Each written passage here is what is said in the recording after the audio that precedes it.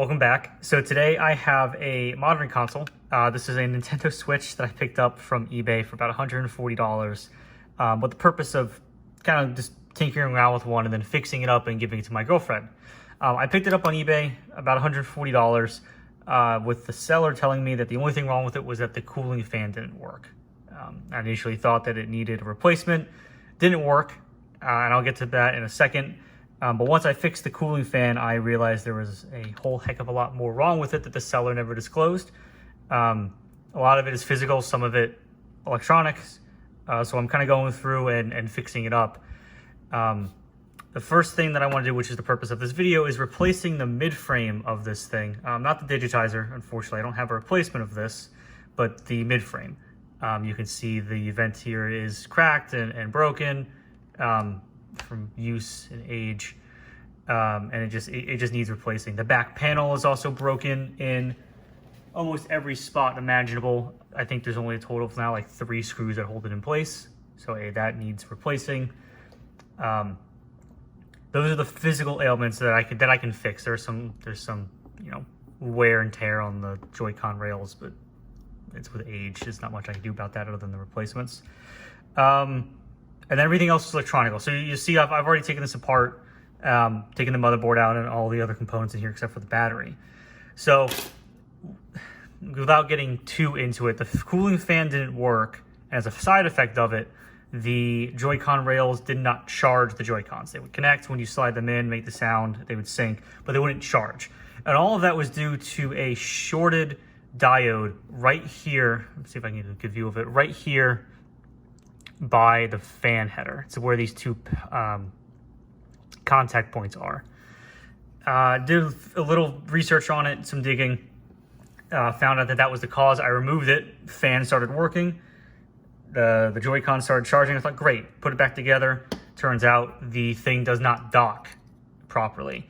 I can slide it into my dock, and I know for a fact it works because I own my own Switch.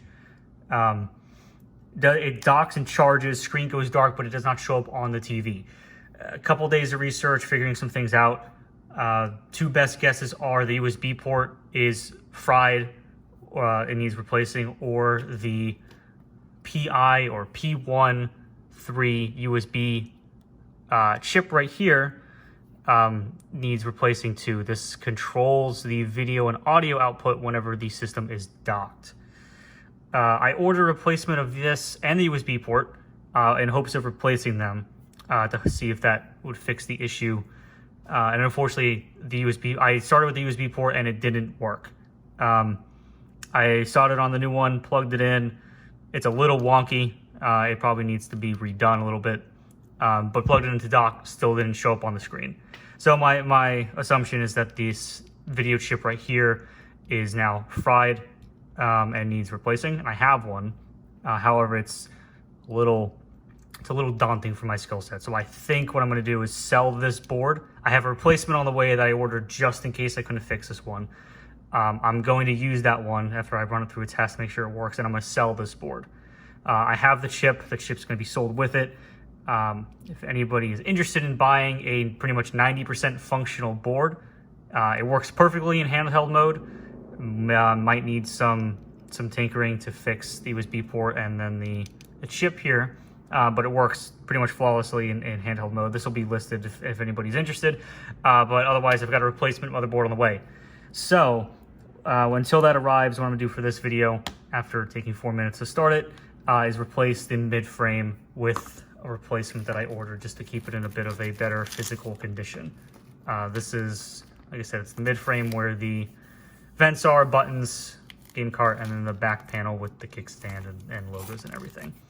And then I have a glass screen protector that'll go over this and hopefully refract some light to hide some of these scratches and dings. If it can't, then I'll order one something down the line. So that's the point of today's video after taking almost 5 minutes to start. I'm gonna go through a guide I found online that takes this. It's essentially a screen replacement procedure, but with some extra steps. You take off the screen, unscrew a few screws, and then the whole mid frame here pops away from this front frame. So let's get started on that. Tools you might need will vary depending on how comfortable you are with specific tools, but you'll at the very least need spudgers of some kind just to do a little bit of prying, and then something to heat up the screen. I picked up this neat little tool. Bear with my movement here. This is a hot air rework station, I think is the technical term. Model number is an 858D. It's just some Chinese clone. Picked it up off of a Reddit recommendation. I have it set to about 120 degrees Celsius. Might be too hot, might be too cold. We'll play it by feel. But it lets you adjust by temperature and then by airflow in liters per minute, I believe. So with that, I have it heating up to 120 degrees Celsius. We'll play the temperature by feel. It's pretty much just like a screen replacement on a phone. So you want to heat up, actually I need to replace this tip. You want to heat up the screen and then get some spudgers underneath, lift it up, and we'll go through the process once we take this off. But for now, I need to replace the nozzle on this heat gun. I actually just popped the cap off so that I have a bigger nozzle. So I'm going to heat up pretty much the whole screen just to get the whole thing kind of warmed, and then actually going to turn this up a little bit. We'll go 135 Celsius. And then I'll work my way around. The cable for the digitizer is on the right here, so we want to lift up on the left side here. So that's where we're going to be focusing most of our attention first. Bump the airspeed up a little bit.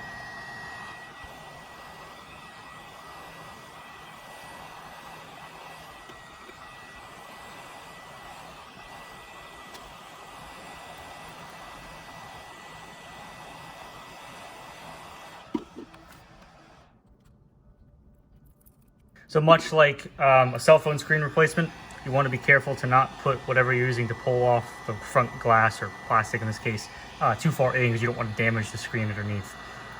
If you have those guitar pick shaped spudgers, those are great for holding this open. I don't have any available right now, so I'm working with what I've got. I've also bumped up my temperature to about 150. It actually kind of feels like it needs to get hotter. But I'm pretty much feeling this by, we're at 165 now. Pretty much feeling this by, if I'm going till it's just about too hot to touch, but a little less than that, because I don't want to, melt the plastic or anything on here by accident.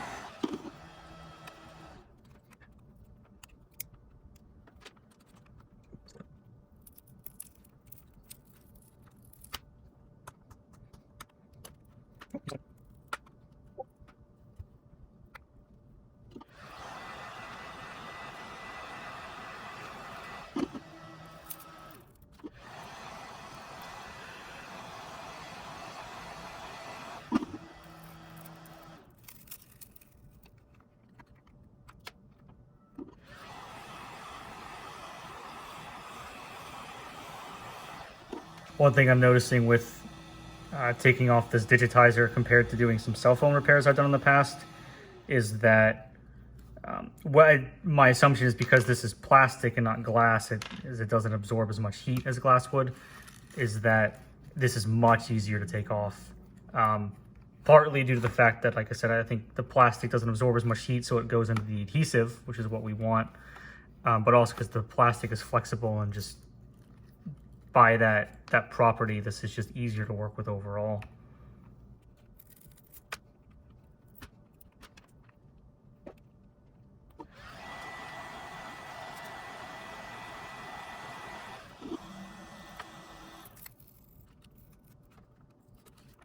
Okay, so we're starting to get the last corner up.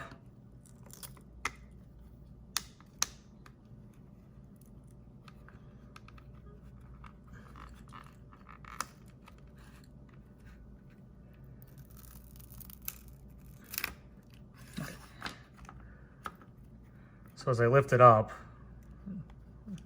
if I can lift it up,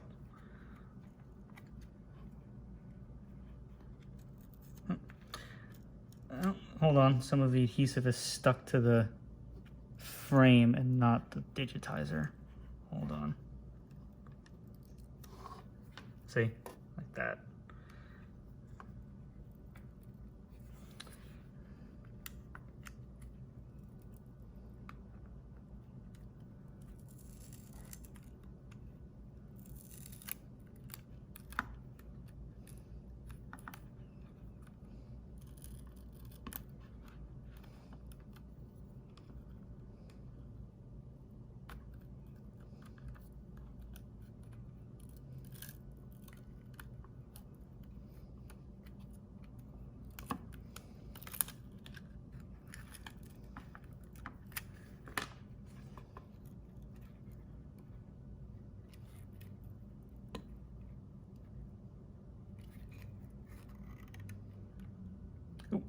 Okay, so looking at this, I think, ooh, hit the camera. Trying to pull some of this, I'm trying to pull the adhesive off of the frame. Okay, so generally from what I've seen before is that the digitizer and screen are separate pieces. It looks like this one either is just stuck there or it's one unit, which is fine. This actually kind of works, and I can guarantee it doesn't get dirty. But we're going to slip out.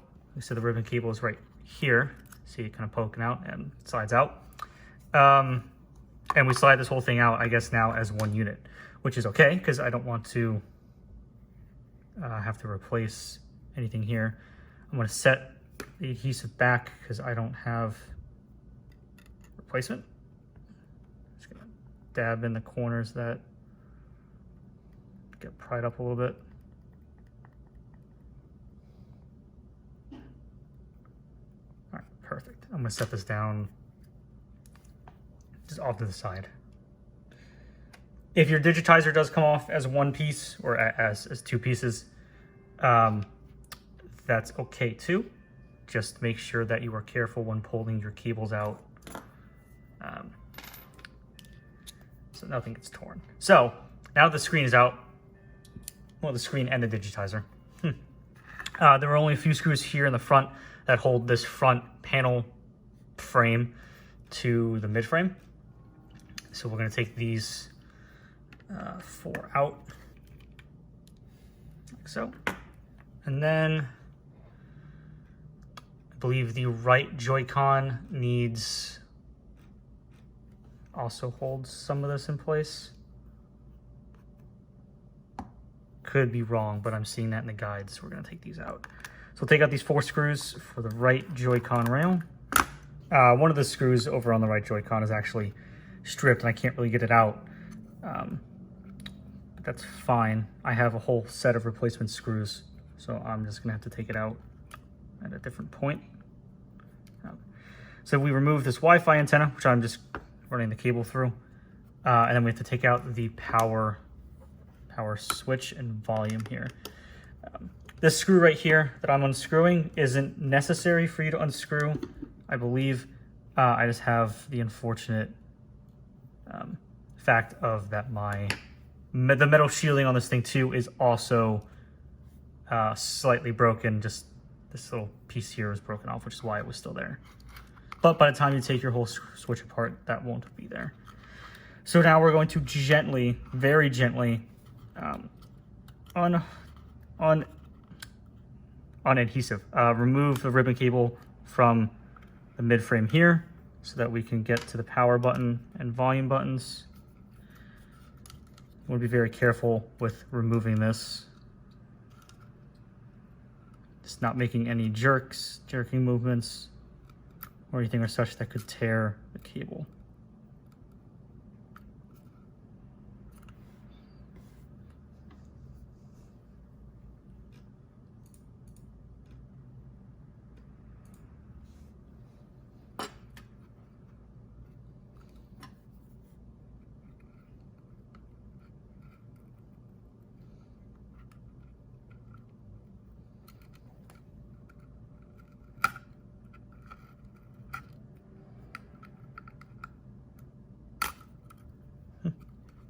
So not like that. All right, then we just pull off the cable. That should be okay. And then I think this can just slip off now.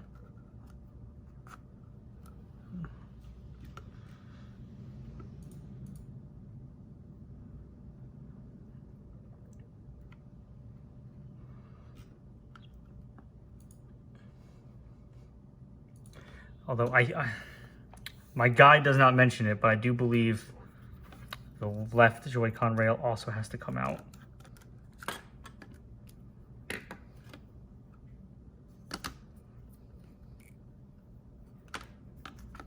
Yep, there we go. It was also holding into place. So it was being held in this screw right here. Right here. So I broke the plastic around it. So this is getting replaced anyways. So I'm gonna have to take this out real quick. But that's off now. We can go ahead and replace this. I guess to start, we want the buttons out of here.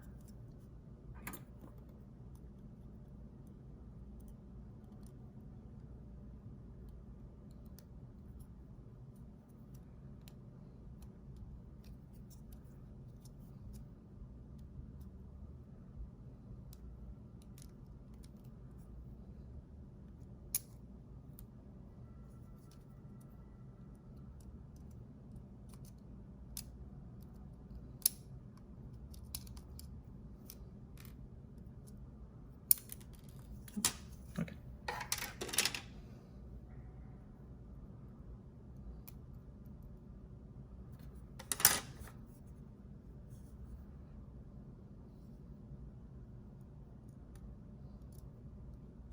So we can just drop this down.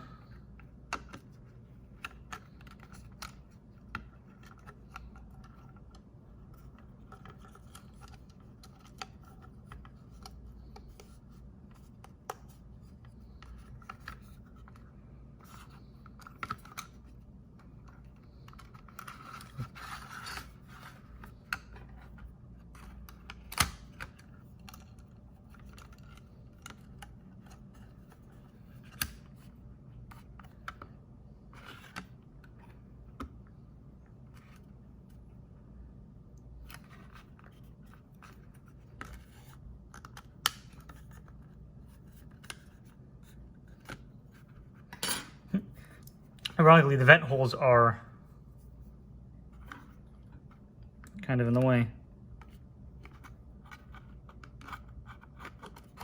There we go.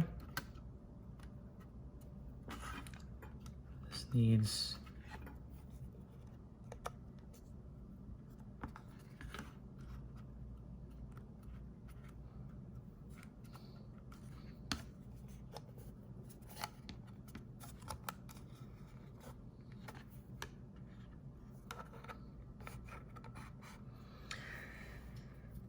right now I'm just trying to adjust.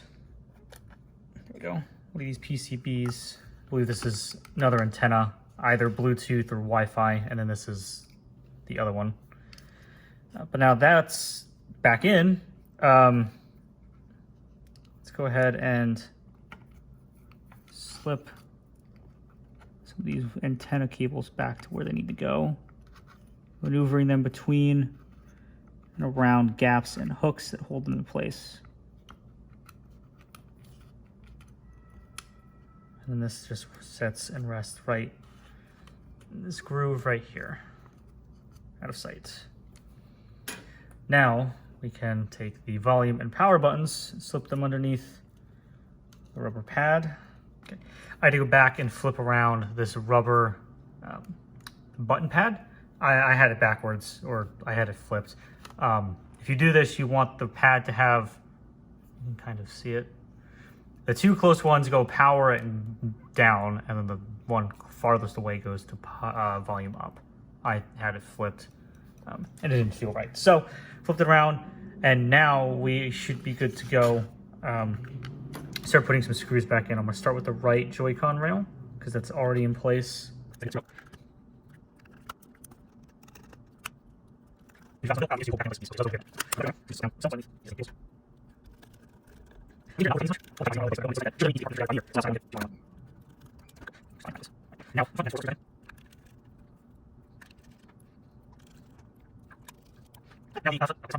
We can go ahead and reinsert our screen and digitizer. We should be good to go. This will be a fun one to edit. So I'm gonna slip the digitizer screen cable in like so, and I'm gonna kind of just let the screen and backlight cables just naturally fall into place. Really a little hard to see because it's gonna fall in on itself, but leave it kind of out. we can see all three ends. We've got the digitizer, screen, and the backlight cable right down here. And I'm just going to push the digitizer back into place.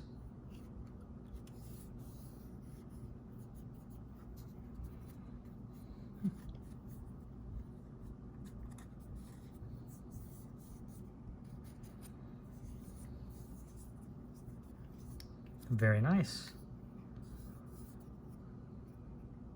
Okay. So that would be it.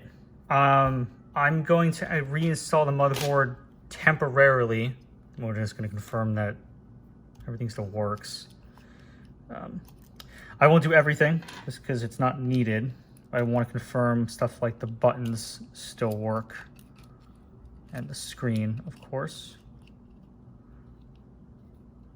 So let me get the motherboard lined up and a single screw in place, and I will point out what goes where, what it is, and then I'll just jump to it being back together.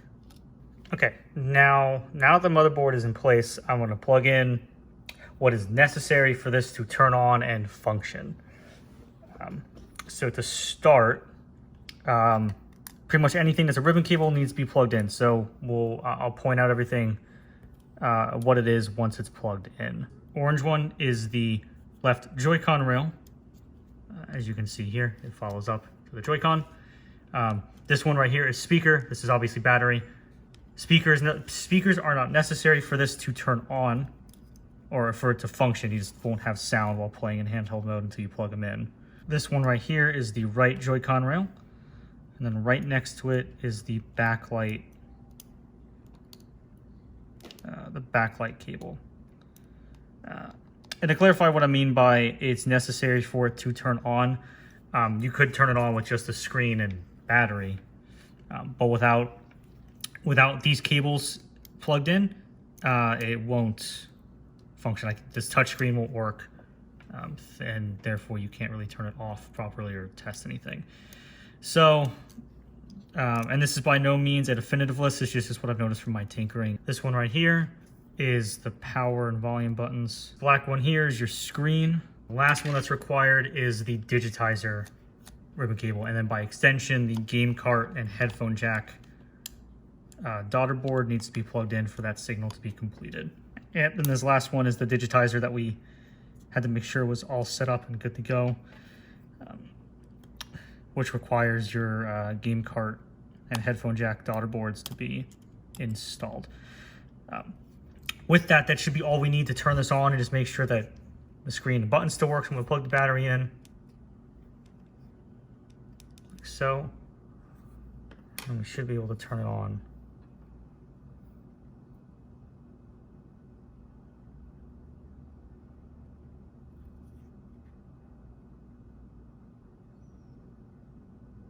I see a backlight, but no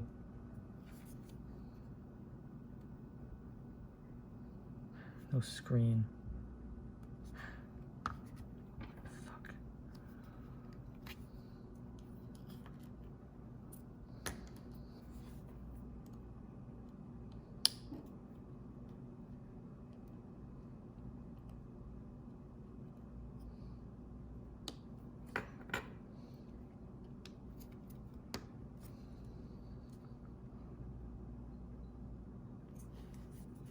All right, there we go. The screen ribbon cable was not, well, I mean, I fixed it now, but it was not fully inserted. Even just a little bit out will make it not work. So, touchscreen still works, which is perfect. And then I pressed it already, but volume buttons work, and then the power button, of course, works because we had to turn it on. So, we're almost done. That is it for front part of the screen with the vent holes and all of this mess. I'll put this off to the side for now, and then all we have to do now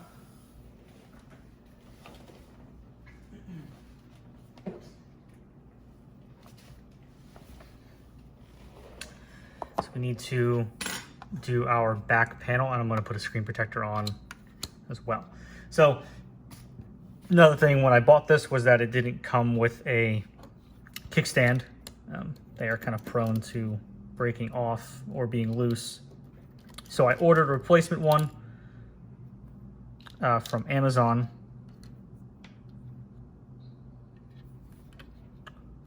All right here. I use this one actually in my personal Switch. The one I have a launched Nintendo Switch. I bought it about 2 days after the system released. I've had honestly no issues with it whatsoever, except for the kickstand. It's just loose all the time. So I bought this one.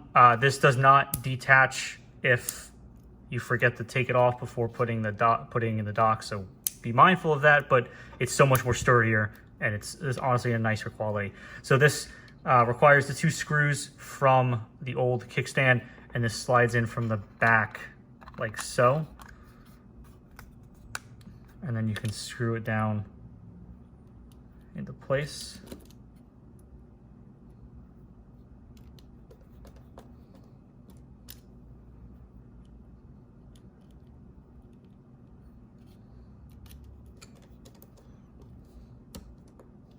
Okay. And then you have a new kickstand. So it'd be easier to open if it was attached to the Switch and sturdy, but I promise you it's not this hard to open.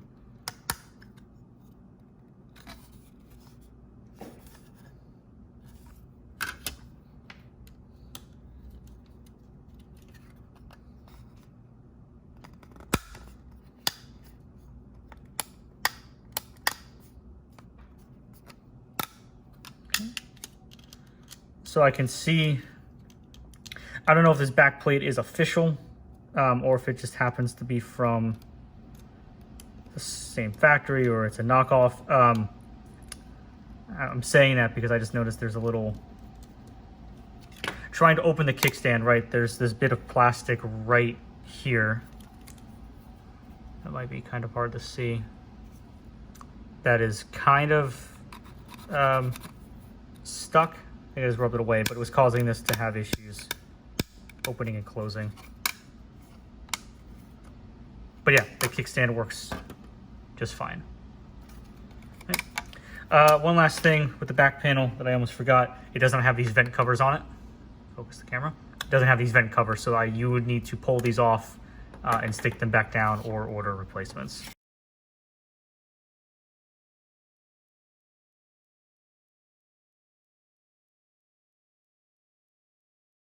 That require a little bit of cleaning, but that part is done. You can see how much nicer it looks. This was told this was a 7-year-old's, so greasy. You can trash that if it's broken, keep it for spare parts if you want. But that is it for that. Same thing with the mid frame. So broken vents fixed. The only thing I want to do now, I'd like to put a screen protector over this. So I hope this was a somewhat of an informative video. I really couldn't find any guides showing people how to replace this part with the broken air vents, because I know that this is a problem with some switches. So I hope that it was helpful in that regard and that it showed you how to replace this stuff. And if you learned anything else along the way, I'd love to hear about it if it was unintentional for me to show you. So I hope this helps. And if you've got any questions, feel free to ask them down below. I will do what I can. I will do my best to answer them to the best of my ability. And hopefully I can have kind of part 2 out for this, which will involve pretty much replacing the motherboard, verifying it works on a dock, and then cleaning it up and putting it together so it can be used. So keep an eye out for that. Keep an eye out for any other videos I've got coming up. And thank you again, and come by next time. Say hello.